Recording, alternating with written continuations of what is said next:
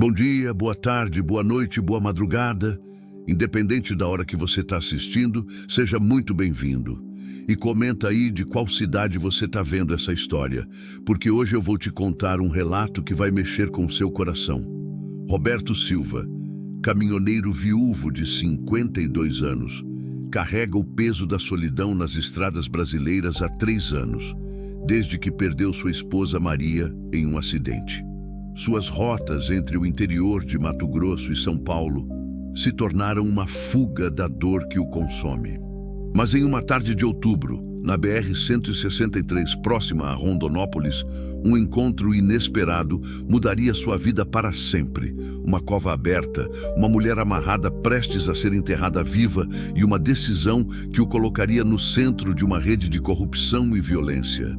Esta é a história de como um homem quebrado pela perda encontrou na salvação de uma desconhecida a força para renascer. O sol de outubro caía pesado sobre o asfalto da BR-163, criando ondas de calor que distorciam o horizonte. Roberto Silva ajustou o retrovisor do seu Scania vermelho e suspirou fundo, sentindo o cheiro familiar de diesel e borracha quente que há tanto tempo fazia parte da sua vida. 3 anos. 3 longos anos desde que Maria havia partido. Ele ainda se lembrava da última conversa que tiveram. Era uma manhã de domingo. Ele estava preparando o caminhão para mais uma viagem a São Paulo e ela havia insistido para que ficasse mais um dia.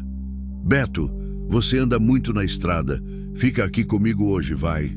Mas ele tinha prazo. Sempre tinha prazo. E agora, sozinho na cabine que antes dividia com as lembranças dela, Roberto carregava um peso que parecia maior que qualquer carga. A estrada entre Rondonópolis e Campo Grande se estendia à frente, uma linha reta cortando o Cerrado Seco. Eram quase 6 da tarde e ele conhecia cada curva, cada posto, cada borracharia daquele trecho. 22 anos rodando o Brasil inteiro, mas aquela rota era quase como voltar para casa. O rádio chiava baixo, transmitindo conversas esparsas entre outros caminhoneiros. Roberto ouviu Zé da Carga falando sobre o trânsito em Cuiabá, Toninho reclamando do preço do combustível. Vozes familiares que preenchiam o silêncio, mas não o vazio. Ele acendeu um cigarro, vício que Maria sempre implicara, e deixou a janela entreaberta. O vento quente carregava o cheiro de capim queimado e terra seca. Era o cheiro do Brasil profundo, do interior que nunca dormia completamente, sempre esperando a próxima colheita, a próxima chuva, o próximo caminhão passando. Maria sempre dizia que eu fugia da dor correndo atrás do asfalto, pensou Roberto, apertando os olhos contra o sol baixo. E talvez ela tivesse razão. Talvez aquelas rodovias infinitas fossem mesmo uma fuga. Mas fuga do quê? Da casa vazia? Da cama que agora parecia grande demais? Ou de si mesmo? O Scania ronronava constante, seus 450 cavalos devorando os quilômetros com a fome de sempre. Roberto havia cuidado daquele caminhão como de um filho. Cada peça, cada parafuso, cada ruído tinha um significado. Era sua casa móvel, seu ganha-pão, sua companhia mais fiel. Mas hoje algo estava diferente.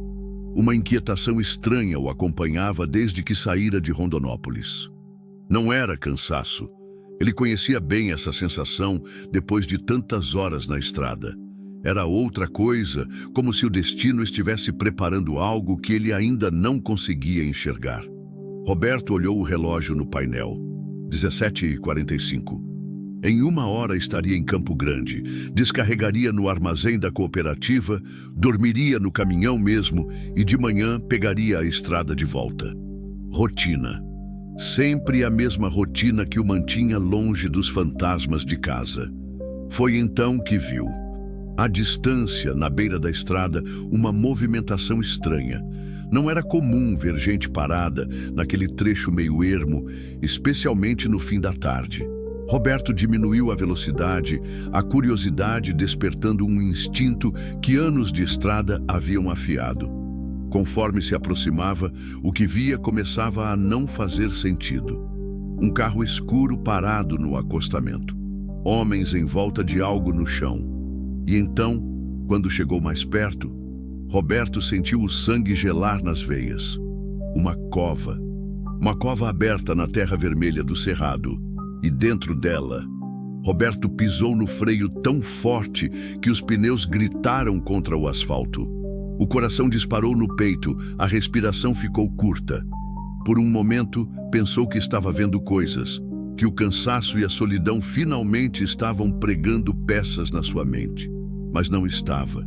Na cova havia um caixão simples, de madeira escura. E dentro do caixão, uma figura humana, amarrada, ainda se mexendo. Roberto desligou o motor com as mãos trêmulas. O silêncio que se seguiu foi cortante, interrompido apenas pelo som do vento nas árvores secas e pelo apito distante de algum bem-te-vi. Os homens que estavam ali haviam desaparecido.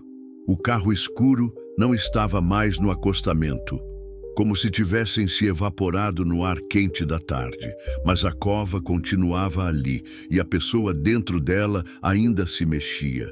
Roberto desceu da cabine com as pernas bambas, sentindo o calor do asfalto atravessar a sola das botas. Caminhou até a beira da estrada como um homem em transe, cada passo pesando uma tonelada. Quando chegou perto o suficiente para ver claramente, a realidade o atingiu como um soco no estômago. Era uma mulher, jovem, amarrada com cordas grossas, um saco escuro cobrindo sua cabeça. O vestido vermelho, rasgado e sujo de terra. Ela se debatia fracamente, como se as forças estivessem se esgotando. Jesus Cristo, Roberto sussurrou, a voz rouca de choque. Alguém estava enterrando aquela mulher viva. E ele havia chegado no momento exato em que isso estava acontecendo. O caminhoneiro olhou em volta procurando os homens que tinham fugido. A estrada estava deserta nos dois sentidos. O sol já baixo no horizonte criando sombras longas entre os arbustos do cerrado. Mas Roberto sabia que eles podiam estar escondidos, observando, esperando. Não importava. Pela primeira vez em 3 anos, Roberto Silva sentiu algo mais forte que a dor da perda. Sentiu raiva, sentiu urgência, sentiu que tinha um propósito. Ele se ajoelhou na beira da cova, o cheiro de terra fresca misturado com medo, subindo das profundezas. "Ei, moça!" chamou baixinho, a voz embargada. "Calma, eu vou tirar você daí." A mulher parou de se debater por um segundo, como se tivesse ouvido. Roberto podia ver o peito dela subindo e descendo rapidamente sob o tecido do vestido. Estava viva. Ainda havia tempo. Mas por quanto tempo? E onde estavam os homens que haviam feito aquilo? Roberto olhou mais uma vez para a estrada vazia, fez uma oração rápida para Maria, pedindo força, pedindo proteção, e desceu na cova. Era hora de agir. A terra estava macia sob os pés de Roberto, ainda fresca da escavação recente. O cheiro de barro úmido se misturava com algo mais pesado, o cheiro do medo. Ele desceu na cova com cuidado, o coração martelando no peito como o motor de um caminhão desregulado. Uma mulher havia parado de se debater quando ouviu sua voz. Roberto podia sentir o desespero dela, mesmo através do saco que cobria sua cabeça. As cordas que a prendiam estavam apertadas, cortando a pele dos pulsos que já sangravam. "Calma, moça. Meu nome é Roberto. Vou tirar você daí", disse baixinho, procurando no bolso da camisa o canivete que sempre carregava. As mãos tremiam tanto que quase derrubou a ferramenta. Ele começou a cortar as cordas dos pés primeiro. A corda era grossa, nova, como se tivessem comprado especialmente para aquilo. Cada fibra que se partia fazia um pequeno estalo no silêncio mortal da tarde. "Quem fez isso com você?"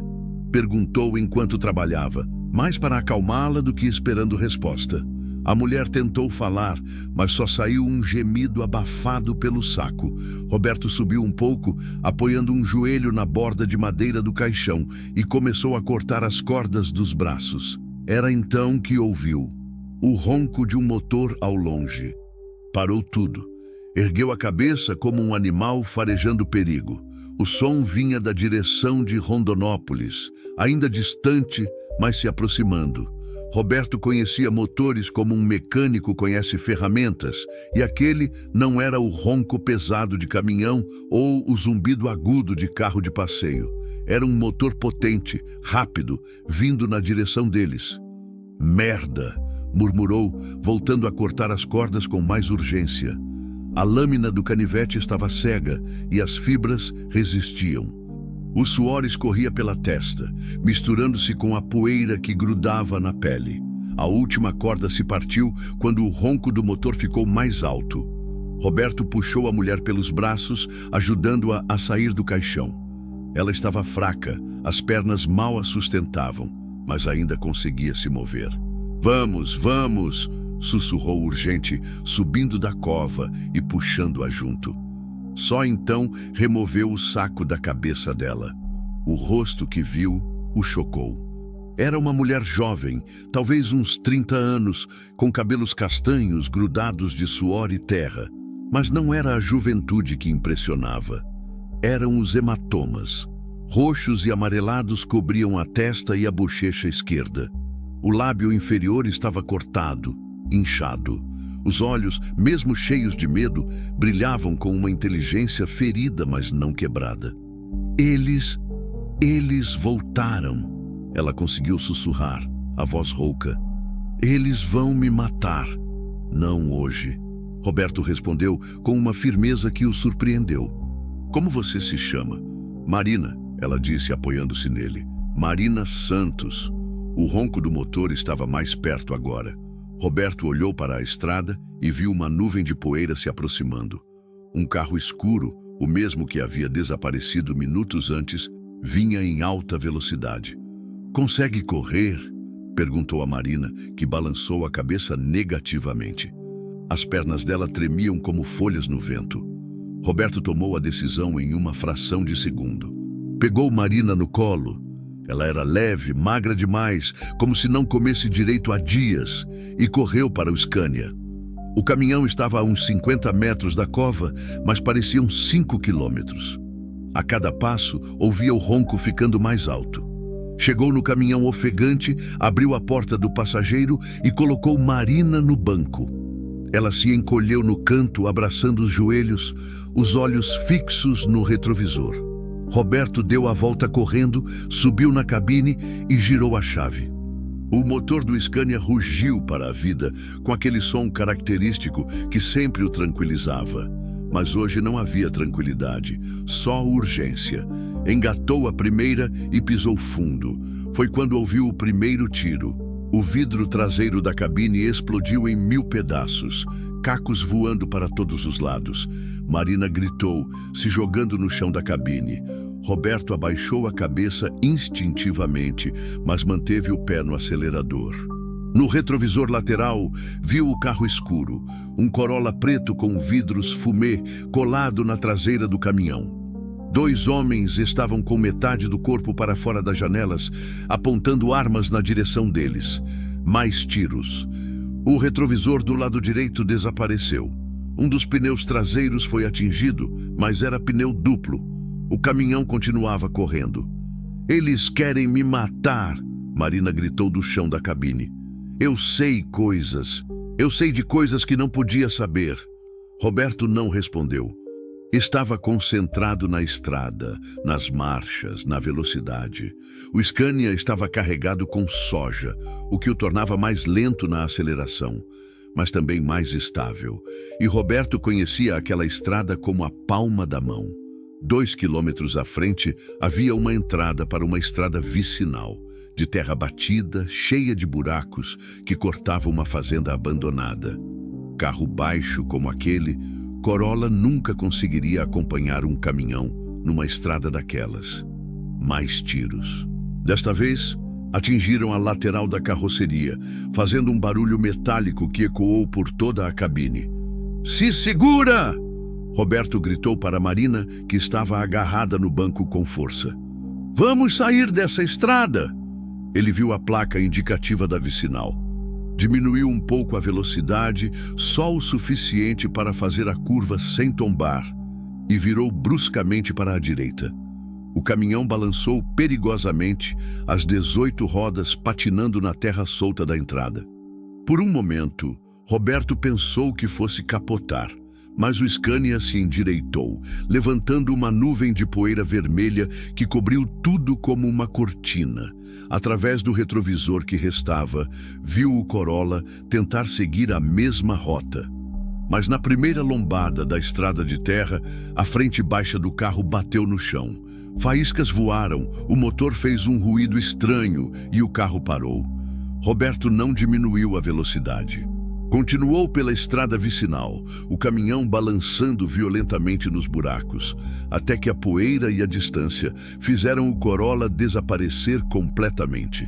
Só então ele pisou no freio. O Scania parou numa clareira cercada de pequenos ipês ainda sem folhas. O silêncio que se seguiu parecia irreal depois de tanta adrenalina.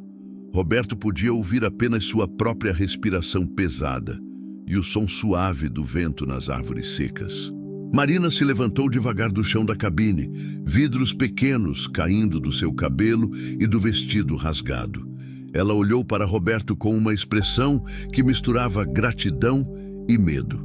"Você me salvou", disse, a voz ainda trêmula.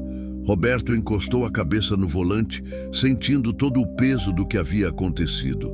Em 22 anos de estrada, nunca havia passado por nada parecido. Nunca havia levado tiros, nunca havia fugido de criminosos, nunca havia salvado uma mulher de ser enterrada viva. E agora estava ali, no meio do nada, com uma desconhecida que aparentemente sabia coisas que não podia saber, sendo perseguida por homens dispostos a matá-la. "Quem são esses caras, Marina?", perguntou, levantando a cabeça e olhando para ela. "E por que queriam te enterrar viva?" Marina limpou uma lágrima que escorria pelo rosto, deixando uma trilha limpa na pele suja de terra. "É uma longa história", disse, "e muito perigosa." Roberto olhou em volta.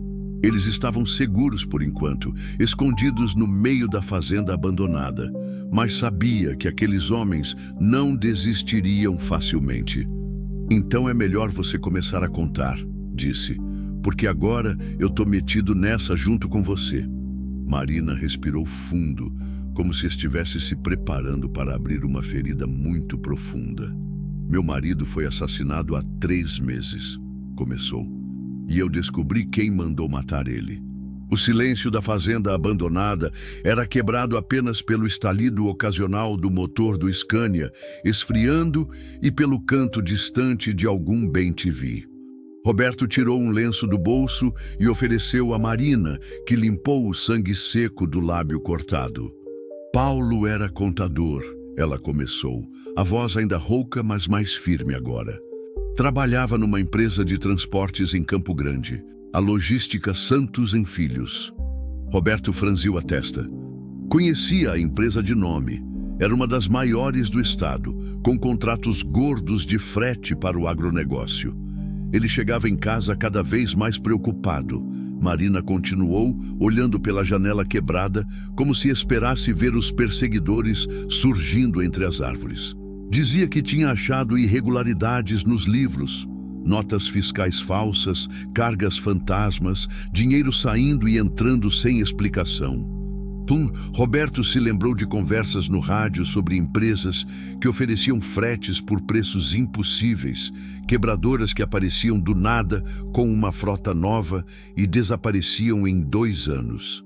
Sempre suspeitara que havia esquemas por trás daquilo.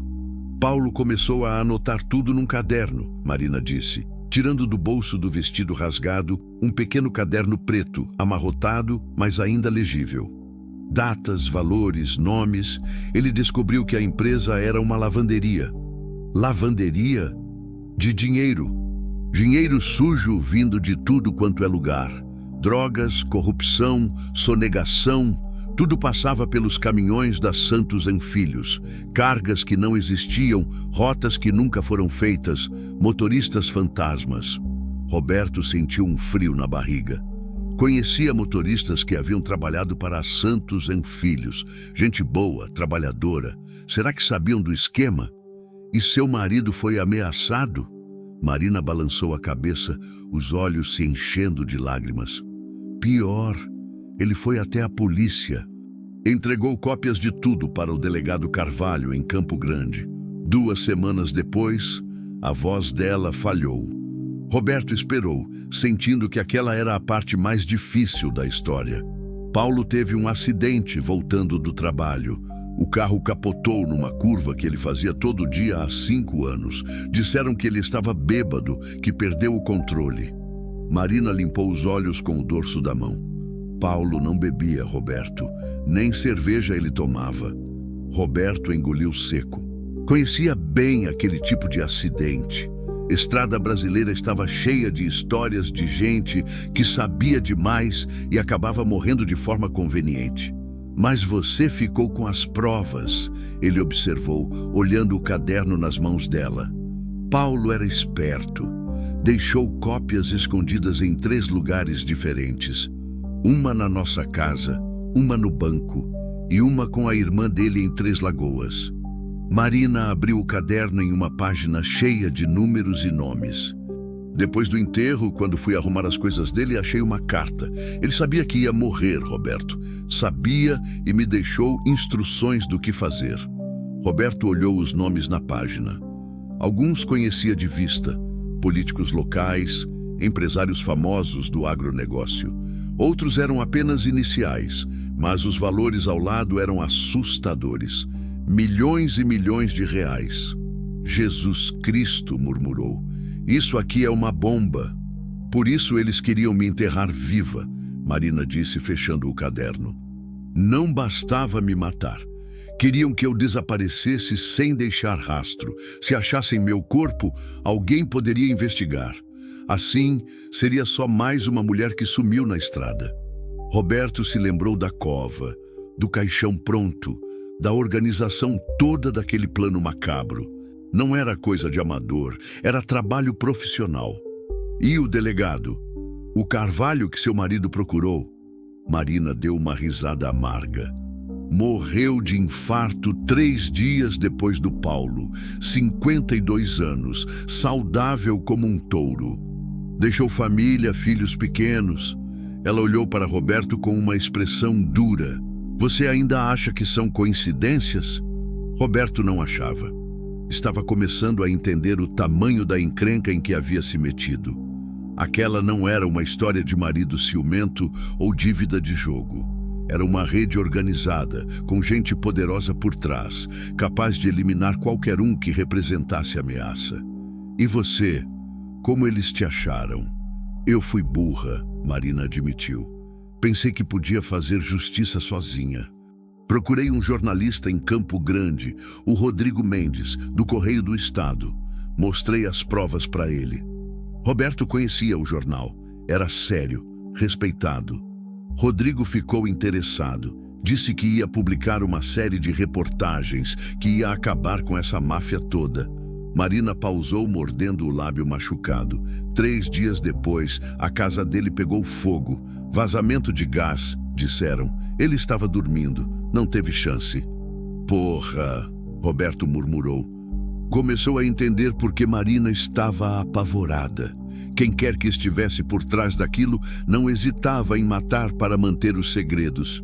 Foi quando eu soube que tinham descoberto que eu tinha as provas. Começaram a me seguir, me ameaçar por telefone. Vozes estranhas, dizendo que eu ia acabar como o Paulo se não entregasse tudo. E você não foi para a polícia? Marina riu sem humor. Qual polícia, Roberto? A que matou o delegado Carvalho. Olha os nomes nesse caderno. Ela abriu numa página específica. Tem gente da Polícia Civil, da Militar, da Federal, tem juiz, tem promotor, tem vereador, tem deputado. Essa merda vai até Brasília. Roberto olhou a lista e sentiu o mundo girar ao seu redor. Eram nomes conhecidos, gente que aparecia na televisão, autoridades respeitadas. Se aquilo fosse verdade, e pelos métodos que usavam, aparentemente era, Marina não tinha para onde correr. Então você fugiu. Tentei. Peguei o que pude e saí de Campo Grande de madrugada. Ia para a casa da minha irmã em São Paulo. Pensei que lá estaria segura. Marina encostou a cabeça no vidro da janela. Não cheguei nem na divisa do estado. Eles me pegaram numa borracharia em Três Lagoas, me drogaram, me trouxeram de volta. E iam te enterrar viva, só para fazer você desaparecer. Era o plano perfeito. Uma viúva problemática que sumiu na estrada. Sem corpo, sem investigação, sem perguntas. E as provas morreriam comigo. Roberto olhou em volta da fazenda abandonada. O sol já estava se pondo, pintando o céu de laranja e vermelho. Logo seria noite, e eles precisavam decidir o que fazer. Você tem mais cópias dessas provas? Tenho uma pendrive escondida na casa da cunhada em Três Lagoas, mas não posso ir até lá. Eles devem estar vigiando. Roberto pensou por um momento. Três Lagoas ficava a uns 200 quilômetros dali. Conhecia a cidade. Tinha carregado madeira das serrarias de lá muitas vezes. E se a gente fosse de noite, por estradas secundárias? Marina o olhou com surpresa. Você vai me ajudar, mesmo sabendo do perigo? Roberto não respondeu imediatamente. Pensou em Maria, na vida que tinham juntos, nos planos que fizeram e nunca puderam realizar. Pensou na solidão dos últimos 3 anos, na dor que o consumia, na sensação de estar apenas existindo em vez de viver. E então pensou naqueles homens, enterrando uma mulher viva como se fosse lixo. Marina, disse finalmente ligando o motor do Scania, minha esposa sempre dizia que a gente não escolhe o que acontece com a gente, mas escolhe como reagir. O motor rugiu para a vida, quebrando o silêncio da fazenda. E eu escolho não deixar esses filhos da puta ganharem. Marina sorriu pela primeira vez desde que ele a havia encontrado. Era um sorriso pequeno, machucado, mas genuíno. Então vamos para Três Lagoas, ela disse. Roberto engatou a primeira marcha. Vamos acabar com essa porra. A noite caía rápido sobre o cerrado e com ela vinha uma escuridão que Roberto conhecia bem. Era a escuridão das estradas sem postes, onde a única luz vem dos faróis dos caminhões e das estrelas que brilham sem a competição das cidades. Ele havia decidido não pegar a BR-163 de volta. Era arriscado demais. Os perseguidores de Marina certamente estariam vigiando as rodovias principais. Em vez disso, escolheu um caminho que conhecia desde os primeiros anos de profissão. Uma rede de estradas vicinais e rurais que cortavam fazendas e pequenos povoados, ligando finalmente à BR-267, que levava a Três Lagoas. Vai ser uma viagem longa, ele avisou Marina, que estava encolhida no banco do passageiro, ainda vestindo o vestido vermelho rasgado e sujo de terra. Umas 6 horas, talvez mais. Essas estradas de terra não perdoam quando chove. E parecia que ia chover. O céu estava carregado de nuvens escuras e o vento começava a carregar aquele cheiro característico de chuva do cerrado. Terra seca misturada com a promessa de água. Marina apenas assentiu. Desde que saíram da fazenda abandonada, ela falava pouco, sempre olhando pelos retrovisores, sempre tensa. Roberto a compreendia. Depois do que havia passado, confiança não era algo que se recuperava facilmente. Fala uma coisa, Roberto disse, diminuindo a velocidade para passar por uma porteira aberta entre 2 fazendas. Você tem família? Filhos? Marina demorou para responder. Quando o fez, sua voz estava carregada de uma dor diferente. Tenho uma filha, Júlia, 5 anos. Ela tirou do bolso um celular com a tela rachada e mostrou uma foto. Mesmo na luz fraca do painel, Roberto podia ver uma menininha de cabelos castanhos e sorriso largo. Ela tá com a minha mãe em Corumbá. Pelo menos, acho que tá segura lá. Roberto sentiu um aperto no peito. Pensou em quantas vezes ele e Maria haviam falado sobre ter filhos, sobre como seria bom encher a casa de risadas e brincadeiras. Mas sempre havia uma viagem para fazer, um prazo para cumprir, um futuro indefinido para planejar. E então Maria morreu, e junto com ela morreu também a possibilidade de uma família. Ela sabe o que aconteceu com o pai? Não. Disse que o papai virou uma estrela e está cuidando dela lá de cima. Marina guardou o celular, as mãos tremendo ligeiramente. Como é que eu explico para uma criança de 5 anos que o mundo é cheio de gente má que mata pessoas boas? Roberto não tinha resposta para isso. Na verdade, ele mesmo ainda estava tentando entender como havia se metido naquela situação. 12 horas atrás, sua maior preocupação era chegar a tempo de descarregar a soja em Campo Grande.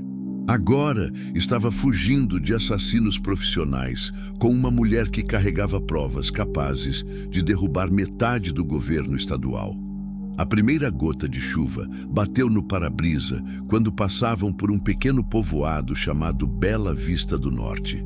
Umas 15 casas, uma igreja pequena, um bar com luz de lampião. Roberto conhecia o lugar. Havia parado ali algumas vezes para tomar café e conversar com o seu Zé, dono do bar, que sempre tinha histórias interessantes sobre os viajantes que passavam por ali. Vamos parar aqui, Roberto decidiu, estacionando o Scania na frente do bar. Precisamos de combustível, comida e informações. Marina o olhou assustada. Não é perigoso? Mais perigoso é ficar sem diesel no meio de uma estrada de terra quando começar a chover forte. Roberto desceu da cabine e esticou as costas, sentindo o peso das últimas horas. E seu Zé é gente boa. Se alguém estranho passou por aqui hoje, ele vai saber. O bar era pequeno e aconchegante, com cheiro de café forte e linguiça frita. Seu Zé, um senhor de uns 60 anos, com barba grisalha e sorriso fácil, estava atrás do balcão, limpando copos. Roberto Silva, ele exclamou ao vê-lo entrar. Que surpresa, rapaz. Faz tempo que não passa por aqui. Pois é, seu Zé. Andei pegando outras rotas. Roberto se aproximou do balcão, fazendo sinal para Marina se sentar numa mesa do canto. O senhor não viu nada estranho hoje? Carros diferentes, gente perguntando por aí? Seu Zé franziu a testa. Engraçado você perguntar isso. Passou aqui hoje de tarde um Corolla preto, vidros escuros. 2 homens dentro. Não desceram, só ficaram ali parados uns 10 minutos, olhando para os lados. Achei esquisito. Roberto sentiu o estômago revirar. Os perseguidores haviam chegado até ali. Provavelmente estavam batendo perna por toda a região, procurando rastros do Scania. Que horas foi isso? Umas 5h30, 6 horas. Logo depois, passou uma Hilux branca também. Mesma coisa. Parou, olhou, foi embora. Seu Zé serviu 2 cafés sem ser pedido. Roberto, você tá metido em alguma encrenca? Complicado, seu Zé. Muito complicado. Roberto pegou os cafés e levou um para Marina, que agradeceu com um aceno de cabeça.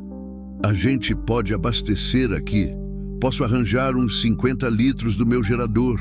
Não é muito, mas dá para quebrar o galho. Seu Zé olhou pela janela, onde a chuva começava a cair mais forte. E se eu fosse vocês, esperaria essa chuvarada passar. Estrada de terra com chuva forte é coisa séria. Roberto pensou por um momento. Por um lado, ficar parado era perigoso. Os perseguidores poderiam chegar a qualquer momento.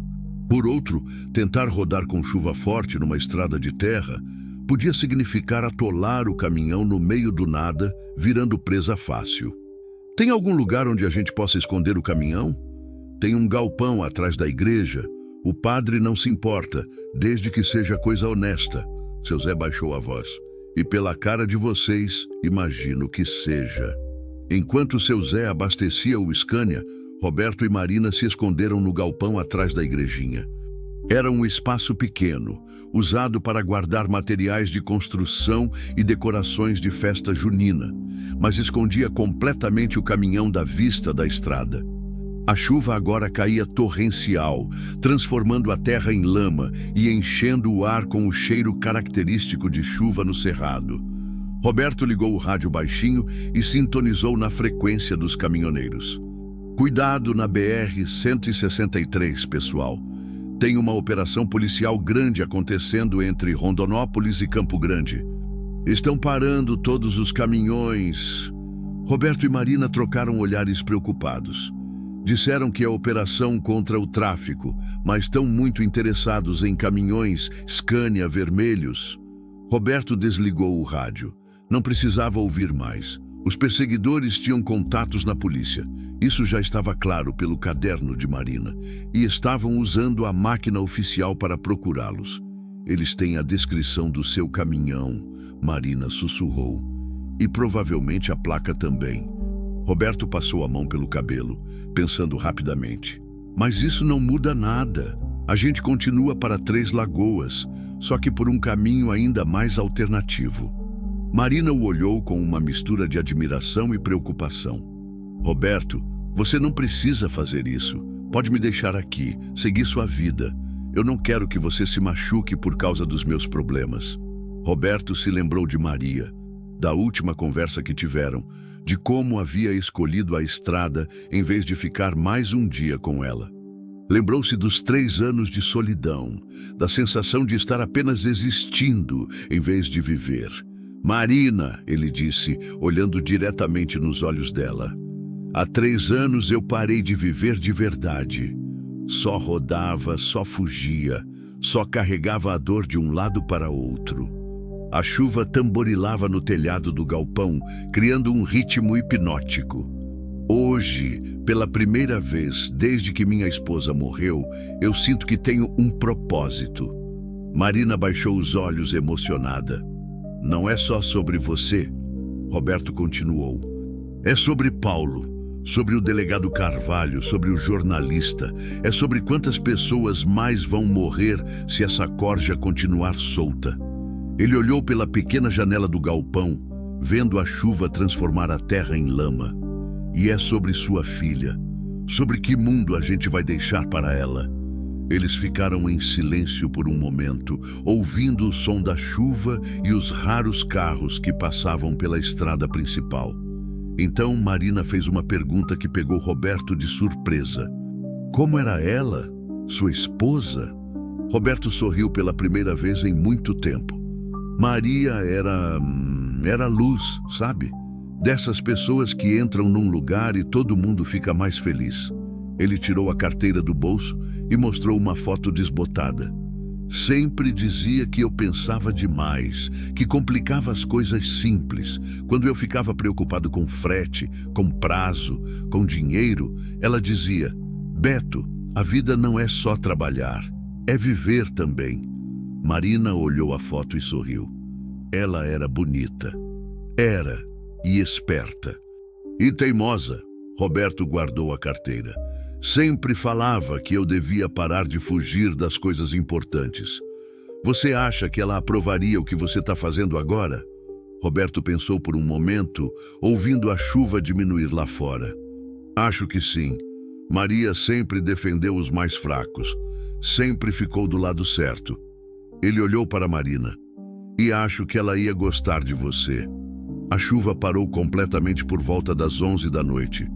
Roberto e Marina saíram do galpão, agradeceram a seu Zé pela ajuda e pela discrição e retomaram a viagem.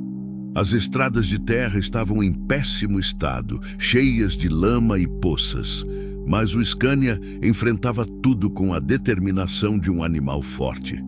Roberto conhecia bem o comportamento do caminhão em terreno difícil, onde pisar, quando acelerar, como usar o peso da carga a favor da tração.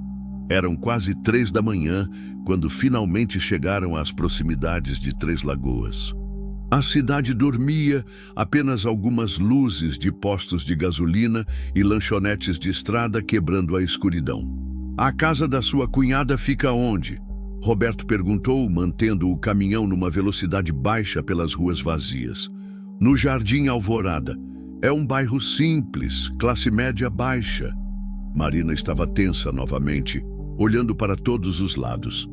Rua das Paineiras, número 347. Roberto conhecia a cidade razoavelmente bem. Três Lagoas era ponto de parada obrigatória para quem transportava madeira ou celulose, e ele havia dormido ali muitas vezes ao longo dos anos. Chegaram à Rua das Paineiras sem incidentes. Era uma rua tranquila, com casas pequenas e jardins simples. O tipo de lugar onde vizinhos se conhecem e crianças brincam na calçada. A casa 347 estava escura, como era de se esperar naquele horário. Ela sabe que você pode aparecer? Roberto perguntou, estacionando o Scania umas 3 casas antes. Não. Mas Silvia sempre deixa a chave de reserva no mesmo lugar. Marina hesitou. Roberto, se alguma coisa der errado, não vai dar errado. Ele a interrompeu com uma confiança que não sabia se realmente sentia. Marina desceu do caminhão e caminhou silenciosamente até a casa, Roberto a seguindo de perto. Ela contornou a casa até o quintal dos fundos, procurou atrás de um vaso de plantas na varanda e encontrou uma pequena chave. A casa estava silenciosa. Marina abriu a porta da cozinha com cuidado, fazendo sinal para Roberto não fazer barulho. Eles entraram usando apenas a luz dos celulares para se orientar. O pendrive está no quarto dela, Marina sussurrou. Foi quando ouviram o ruído. Um carro parando na frente da casa. Roberto e Marina se entreolharam no escuro, o medo de volta aos olhos dela. Através da cortina da sala, viram as luzes de um carro se apagando. Portadas bateram, passos na calçada. Eles haviam sido encontrados. Roberto segurou Marina pelo braço, puxando-a para trás da geladeira da cozinha. O coração dos dois batia tão forte que parecia ecoar pela casa silenciosa. Pela fresta da cortina, Roberto contou 3 homens saindo de um carro escuro, todos armados. Saída dos fundos, sussurrou no ouvido de Marina tão baixinho que mal era audível. Marina balançou a cabeça negativamente e apontou para o corredor. O pendrive, ela articulou apenas com os lábios. Roberto quis protestar, mas entendeu. Sem aquelas provas, Marina nunca estaria segura. E sem Marina viva para testemunhar, aqueles criminosos continuariam matando impunemente. Passos pesados subiram os degraus da frente da casa. Roberto ouviu vozes baixas, ordens sendo dadas. Eram profissionais, não faziam barulho desnecessário, não falavam alto, não desperdiçavam tempo. Marina se moveu como um fantasma pelo corredor escuro. Roberto logo atrás. A casa parecia pequena de fora, mas no escuro, cada metro parecia uma eternidade. Roberto ouviu o ruído suave de uma chave sendo introduzida na fechadura da porta da frente. Eles haviam chegado ao quarto da cunhada quando a porta da frente se abriu. Marina foi direto ao guarda-roupa, procurando às cegas no fundo da última gaveta. Roberto ficou na porta do quarto, observando o corredor, todos os músculos tensos como cordas de violão. Passos na sala de estar. Uma lanterna forte varreu as paredes, criando sombras dançantes que chegavam até onde eles estavam. Não tem ninguém, uma voz grave disse. Mas o carro está quente. Chegaram há pouco. Procurem nos quartos, outra voz ordenou. E cuidado, o caminhoneiro pode estar armado. Roberto não estava armado. Nunca havia sentido necessidade de carregar arma. Em 22 anos de estrada, sempre conseguira resolver problemas na conversa ou na corrida. Mas agora, ouvindo aquelas vozes frias falando sobre matar como se fosse coisa rotineira, desejou ter pelo menos um revólver.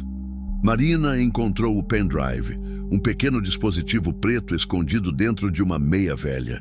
Ela se virou para Roberto, os olhos brilhando de alívio no escuro. Foi quando a luz da lanterna apareceu no fim do corredor. "Ali!" gritou uma voz.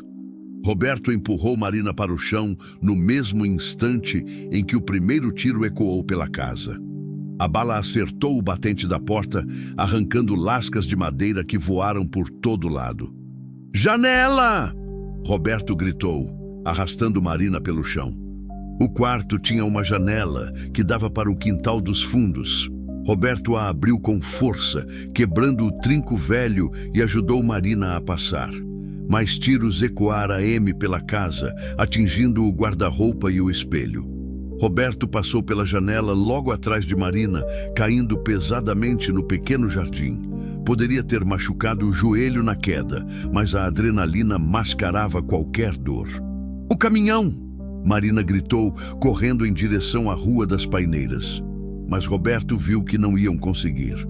Um dos homens já estava contornando a casa, e outros dois saíam pela porta da frente. Em segundos, estariam cercados. "Por aqui!" ele gritou, puxando Marina para o quintal da casa vizinha. Pularam a cerca baixa que separava os terrenos, caindo no meio de um canteiro de rosas. Os espinhos rasgaram a pele dos braços, mas eles continuaram correndo. Atrás deles, ouviam vozes gritando ordens, passos pesados, o barulho de cercas sendo derrubadas. Uma lanterna potente varreu o quintal, onde haviam estado segundos antes. Roberto conhecia bem aquele tipo de situação pelo rádio dos caminhoneiros. Histórias de colegas que haviam sido assaltados, sequestrados, perseguidos. A regra de ouro era sempre a mesma: não se deixar encurralar, manter-se em movimento, procurar multidões ou autoridades confiáveis. O problema é que eram 3 da madrugada numa cidade do interior. Não havia multidões, e depois de ler o caderno de Marina, Roberto não confiava em nenhuma autoridade. Eles correram por 3 quintais seguidos, sempre pulando cercas, sempre ouvindo os perseguidores atrás. Marina estava começando a ficar ofegante. As emoções do dia, a falta de comida e água, o medo constante estavam cobrando o preço. Foi quando chegaram à Rua dos Ipês, paralela à das Paineiras, que Roberto teve uma ideia. "Ali!" disse, apontando para um Volkswagen Gol velho estacionado na frente de uma casa simples. "Você sabe roubar carro?" Marina perguntou incrédula. "Não roubar, pedir emprestado." Roberto se aproximou do carro e tentou a porta, trancada. Mas a janela do passageiro estava ligeiramente entreaberta, daquele jeito que o pessoal do interior às vezes deixava para arejar o carro. Roberto conseguiu enfiar a mão e abrir a porta por dentro. O carro não tinha alarme, era velho demais para isso. E como muitos carros de cidade pequena, a chave estava no contato. "Entra", ele disse para Marina. O Gol ligou na primeira tentativa, o motor fazendo mais barulho do que Roberto gostaria. Mas era seu único modo de sair dali com vida. Eles saíram devagar da Rua dos Ipês, sem faróis, orientando-se apenas pela luz dos postes. Roberto conhecia bem aquele tipo de manobra. Havia feito muito frete noturno, sabia como se movimentar no escuro. Foi quando estava virando a esquina que viu, pelo retrovisor, os perseguidores saindo entre as casas, correndo em direção ao carro deles. "Agora", murmurou Roberto, pisando fundo no acelerador. O Gol não era exatamente uma máquina de corrida, mas era ágil e silencioso. Roberto conhecia razoavelmente bem as ruas de Três Lagoas e sabia que precisava chegar à rodovia o mais rápido possível. O problema é que os perseguidores também conheciam a cidade e tinham um carro mais potente. "Eles estão vindo atrás", Marina disse olhando pelo retrovisor lateral. Roberto viu os faróis na distância, se aproximando rapidamente. O carro dos bandidos era mais novo, mais potente, e os ocupantes conheciam exatamente por onde ele tinha que passar para sair da cidade. "Onde fica a rodoviária?" Roberto perguntou, tomando uma decisão rápida. 2 quadras à frente, à esquerda." "Mas por quê?" "Porque a gente não vai conseguir fugir de carro. Eles são mais rápidos e conhecem a cidade melhor que eu."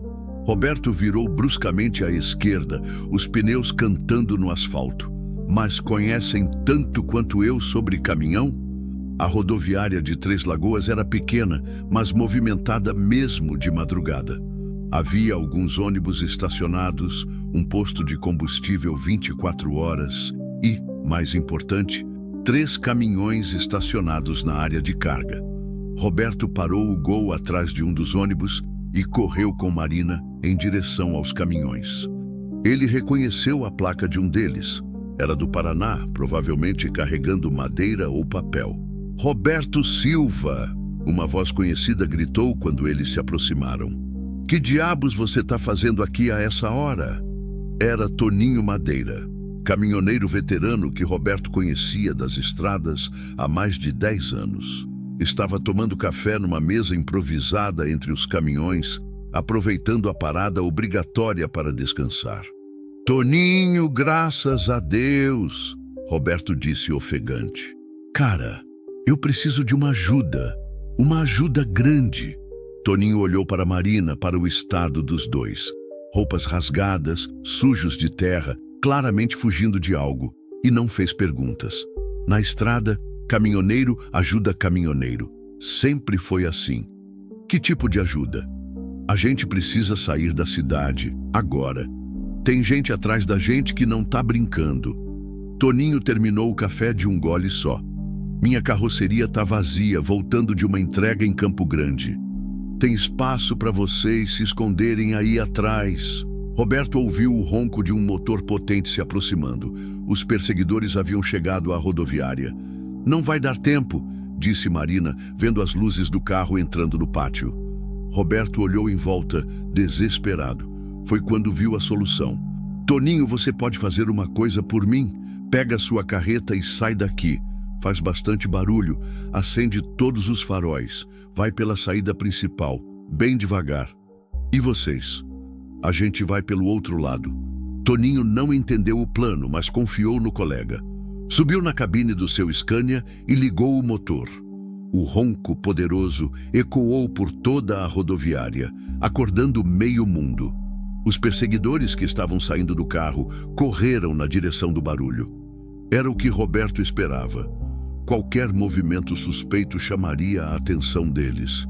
Enquanto Toninho saía lentamente pela entrada principal, chamando toda a atenção, Roberto e Marina correram na direção oposta para a saída dos fundos da rodoviária. Do lado de fora, encontraram exatamente o que Roberto procurava. Uma carreta bitrem carregada de açúcar, parada no acostamento. O motorista dormia na cabine, provavelmente cumprindo o tempo obrigatório de descanso. Roberto bateu na janela. Oi, colega. Desculpa acordar você. O motorista, um rapaz jovem, abriu a janela sonolento. Que foi? Você vai para que lado? Para São Paulo. Por quê? Roberto mostrou uma nota de R$ 50. Leva a gente até Bauru? A gente vai na carroceria mesmo, não incomoda. O rapaz olhou a nota, olhou para Roberto e Marina e deve ter percebido o desespero nos olhos dos dois. Sobe aí atrás, mas se a polícia parar, vocês não me conhecem. Roberto ajudou Marina a subir na carroceria. Entre as pilhas de sacos de açúcar, havia espaço suficiente para eles se esconderem. Não era confortável, mas era seguro. O caminhão começou a se mover quando Roberto ouviu, ao longe, vozes gritando. Os perseguidores haviam descoberto o truque de Toninho e estavam voltando para procurá-los, mas era tarde demais. A carreta já estava na estrada, levando Roberto e Marina para longe de Três Lagoas, para longe do perigo imediato. Marina se aconchegou contra Roberto na escuridão da carroceria. O pendrive apertado na mão, como se fosse a coisa mais preciosa do mundo. Conseguimos, ela sussurrou. Roberto abraçou-a, sentindo todo o peso das últimas horas caindo sobre eles. Estavam vivos, estavam juntos e tinham as provas, mas sabia que aquela era apenas a primeira parte da jornada. Agora precisavam descobrir o que fazer com aquelas informações sem acabar mortos no processo. O ronco constante do motor e o balanço da carroceria acabaram fazendo Roberto e Marina adormecerem, exaustos pelas emoções das últimas 12 horas. Foi o som da buzina e a diminuição da velocidade que os acordaram, quando o sol já estava alto no céu. Pessoal, chegamos em Bauru! Gritou o motorista da cabine. É aqui que vocês descem? Roberto se espreguiçou entre os sacos de açúcar, sentindo cada músculo do corpo dolorido. Marina estava encolhida ao seu lado, o cabelo cheio de poeira branca do açúcar, mas dormindo com a tranquilidade de quem finalmente se sentia segura. Marina, Ele a acordou suavemente. Chegamos. Ela abriu os olhos devagar, desorientada por um momento, até que a realidade voltou. O pendrive ainda estava apertado na mão dela, deixando marcas na palma. Desceram na rodoviária de Bauru. Roberto pagou ao rapaz mais R$ 50 pela carona e os dois se encontraram no meio da movimentação matinal de uma cidade acordando. E agora? Marina perguntou, olhando em volta. Eles estavam a mais de 300 quilômetros de Três Lagoas, mas ainda não estavam seguros. Não enquanto aqueles arquivos continuassem apenas nas mãos deles. Roberto pensou rapidamente. Conhecia Bauru bem. Era rota obrigatória para quem ia do centro-oeste para São Paulo. Tinha contatos ali, conhecidos, mas também sabia que os tentáculos da organização criminosa poderiam se estender até ali. Primeira coisa, a gente precisa comer e se limpar, disse, apontando para uma lanchonete próxima. Segunda, precisamos colocar essas informações em segurança. Como assim? Cópias, Marina. Várias cópias em lugares diferentes e pessoas confiáveis sabendo da existência delas. Mas a lanchonete estava cheia de caminhoneiros, rodoviários e gente comum tomando café da manhã. Roberto e Marina se sentaram numa mesa do fundo pedindo sanduíche e café preto. Era a primeira refeição decente que faziam em quase 24 horas. Tem um cara que eu conheço aqui em Bauru, Roberto disse baixinho, mordendo o pão de chapa. Chama-se Dr. Eduardo Mendes. É advogado, especialista em direitos humanos. Já defendeu vários caminhoneiros em processos trabalhistas. Você confia nele? Confio. Ele tem contatos em Brasília, no Ministério Público Federal. Roberto tomou um gole do café forte. Se alguém pode saber o que fazer com essas informações sem a gente acabar morto, é ele. Marina conectou o pendrive no notebook que pediu emprestado para o dono da lanchonete, usando a desculpa de que precisava checar e-mails urgentes. A tela se encheu de pastas organizadas por datas, nomes e tipos de crime. Roberto olhou por cima do ombro dela e sentiu o estômago revirar. Não era só lavagem de dinheiro. Tinha tráfico de drogas, corrupção em licitações públicas, assassinatos encomendados, compra de votos, esquemas de sonegação fiscal envolvendo dezenas de empresas. Jesus Cristo, murmurou. Isso aqui é um estado paralelo. Marina abriu uma pasta chamada Operação Carga Limpa. Aparentemente o nome que Paulo havia dado ao esquema que descobrira. Olha isso, disse, apontando para uma planilha. Só no ano passado foram 53 milhões de reais em dinheiro sujo passando pelos caminhões da Santos em Filhos. Roberto viu nomes que conhecia. Empresários que apareciam na televisão falando sobre ética e responsabilidade social. Políticos que defendiam a moralização do país. Juízes que eram considerados exemplos de integridade. E olha aqui, Marina mostrou outra pasta. Lista de pessoas eliminadas. Roberto contou 17 nomes, incluindo Paulo, o delegado Carvalho e o jornalista Rodrigo Mendes. Ao lado de cada nome havia uma data, um método e o valor pago pelo serviço. Filho da puta, Roberto murmurou, vendo que Paulo havia sido eliminado por R$50 mil. R$50 mil pela vida de um homem honesto. E olha o último nome da lista, Marina disse, a voz trêmula. Roberto olhou. Marina Santos. Método, desaparecimento forçado. Valor, R$30 mil. Status, em andamento. Eles se entreolharam em silêncio. Ver o próprio nome numa lista de pessoas para morrer tinha um impacto que Roberto não conseguia descrever. Dr. Eduardo atende num escritório aqui no centro, disse, fechando o notebook. Vamos falar com ele.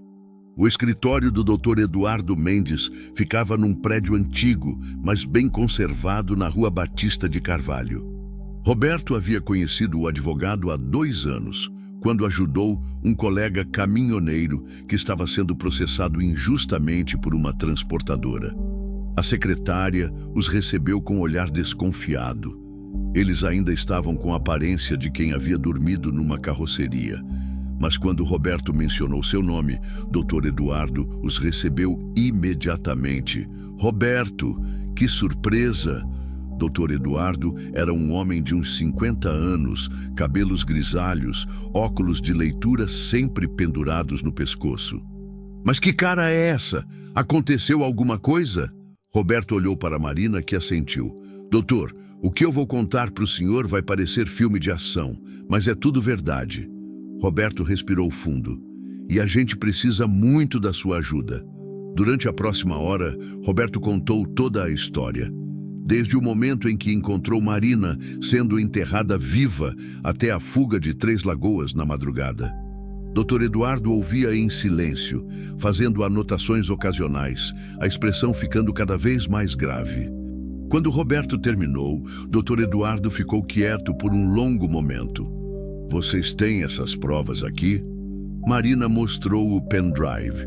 Dr. Eduardo conectou o dispositivo no computador do escritório e começou a examinar os arquivos.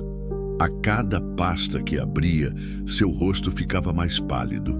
Meus Deus do céu, murmurou após 20 minutos examinando os documentos. Isso aqui é maior do que qualquer coisa que eu já vi. O que a gente faz, doutor? Marina perguntou. Doutor, Eduardo tirou os óculos e limpou as lentes, pensando. Primeiro, a gente faz cópias de tudo isso. Várias cópias guardadas em lugares diferentes. Segunda, vocês dois vão ficar escondidos até eu conseguir colocar essa bomba nas mãos certas. Ele voltou a colocar os óculos. E terceira, a gente reza para que existam pessoas honestas suficientes no sistema para fazer alguma coisa com isso. E se não existirem? Roberto perguntou. Então vocês dois vão ter que sair do país. Porque depois que essa informação vazar, e vai vazar, não vai ter lugar seguro no Brasil para vocês. Dr. Eduardo passou o resto da tarde fazendo cópias dos arquivos e organizando contatos. Ligou para colegas em São Paulo, em Brasília e até em outros estados. Escolheu cuidadosamente pessoas que conhecia pessoalmente, que tinham reputação ilibada e que tinham poder para fazer alguma coisa. Consegui contato com 3 procuradores da República, 2 delegados da Polícia Federal que eu confio e um jornalista investigativo do estado de São Paulo, disse ao final da tarde. Amanhã de manhã, essa informação vai estar simultaneamente nas mãos de todos eles. E a gente? Marina perguntou. Vocês vão ficar no meu sítio em Agudos. Fica a uns 40 quilômetros daqui. Minha esposa vai cuidar de vocês até as coisas se resolverem. Naquela noite, no sítio do doutor, Eduardo, Roberto e Marina finalmente puderam relaxar um pouco. Tomaram banho, comeram uma refeição caseira feita pela dona Carmen, esposa do advogado, e dormiram em camas de verdade pela primeira vez em 2 dias. Roberto acordou no meio da madrugada e encontrou Marina na varanda, olhando as estrelas. Não consegue dormir? Perguntou, sentando ao lado dela. Fico pensando no Paulo, ela disse. Se ele soubesse o que isso ia causar, será que teria feito diferente? Roberto pensou na pergunta. Não sei, mas sei que ele fez a coisa certa. E você também. E você? Não se arrepende de ter parado naquela estrada?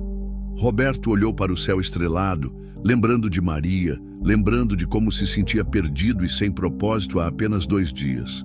Marina, nos últimos 3 anos eu só existia, não vivia, só fugia da dor, da responsabilidade, de mim mesmo. Ele olhou para ela. Ontem eu salvei uma vida. Hoje a gente pode ter salvado muito mais. Pela primeira vez desde que Maria morreu, eu sinto que fiz algo que importa. Marina sorriu e apoiou a cabeça no ombro dele. Paulo ficaria orgulhoso, disse, e sua Maria também. Na manhã seguinte, Dr. Eduardo chegou ao sítio com um sorriso no rosto e vários jornais nas mãos. Funcionou, disse, mostrando as manchetes. Operação Carga Limpa. PF deflagra maior investigação contra a corrupção no transporte. Rede criminosa com ramificações em 5 estados é desarticulada. Empresários, Políticos e autoridades são presos em mega operação. Roberto pegou um dos jornais e leu a reportagem principal. Mais de 60 pessoas haviam sido presas durante a madrugada, incluindo o dono da Santos Filhos, 3 deputados estaduais, 2 juízes e vários delegados. E a gente? Marina perguntou. Vocês vão ficar sob proteção policial até o julgamento. Marina vai ter que testemunhar, mas como colaboradora da justiça. Dr. Eduardo sorriu. E Roberto vai ser reconhecido como herói nacional. Herói coisa nenhuma, Roberto protestou. Só fiz o que qualquer pessoa decente faria. Pois é exatamente por isso que você é herói, Dr. Eduardo respondeu. 6 meses depois, Roberto estava dirigindo seu Scania pela mesma BR-163, onde tudo havia começado. Mas desta vez, não estava sozinho. Marina estava ao lado dele no banco do passageiro, usando um vestido azul simples e um sorriso que iluminava toda a cabine. Eles estavam voltando de São Paulo, onde Marina havia prestado o último depoimento no julgamento dos criminosos. A maioria havia sido condenada a longas penas de prisão, e o esquema da Santos Filhos estava completamente desmantelado. Para ali, Marina disse, apontando para uma placa que indicava 3 Lagoas, 15 quilômetros. Tem certeza? Roberto perguntou. Tenho. Júlia está me esperando. Roberto sorriu. Nas últimas semanas, havia conhecido a filha de Marina por videochamada. Era uma menina esperta e curiosa que o havia aprovado como novo tio depois de uma entrevista rigorosa sobre seus conhecimentos de desenho animado e sua habilidade para fazer panquecas. Quando chegaram à casa da mãe de Marina, Júlia correu para os braços da mãe com a energia de uma criança que havia sentido saudade. Mãe, você trouxe o tio caminhoneiro, ela gritou, correndo também para cumprimentar Roberto. Trouxe sim, amor, Marina disse, abraçando a filha, e ele vai jantar com a gente hoje. Durante o jantar, enquanto Júlia contava suas aventuras dos últimos meses e mostrava os desenhos que havia feito, Roberto sentiu algo que não sentia há muito tempo, a sensação de pertencer a uma família. Mais tarde, quando Júlia estava dormindo, Roberto e Marina saíram para caminhar pelas ruas tranquilas de 3 Lagoas. Sabe o que é engraçado? Marina disse, dando a mão para ele. A gente se conheceu no pior dia das nossas vidas e acabou virando o melhor. Roberto apertou a mão dela. Maria sempre dizia que Deus escreve certo por linhas tortas. Ele olhou para o céu estrelado. Acho que agora eu entendo o que ela queria dizer. E pararam em frente a uma pequena igreja, a mesma onde Roberto havia escondido o caminhão meses antes. Roberto, Marina disse, parando de andar. Eu nunca te agradeci direito por ter me salvado, por ter arriscado sua vida, por ter me dado uma família de novo. Marina, deixa eu terminar. Ela virou para ficar de frente para ele. Eu te amo. Amo sua coragem, sua bondade, seu jeito teimoso de não desistir das pessoas. Lágrimas brilhavam nos olhos dela. Eu sei que você ainda ama a Maria, e eu entendo isso, mas será que tem espaço no seu coração para mais um amor? Roberto sentiu os olhos marejarem. Pensou em Maria, nas últimas palavras que ela havia dito sobre viver em vez de apenas existir. E pensou em como, nos últimos meses, ao lado de Marina e Júlia, havia finalmente voltado a viver.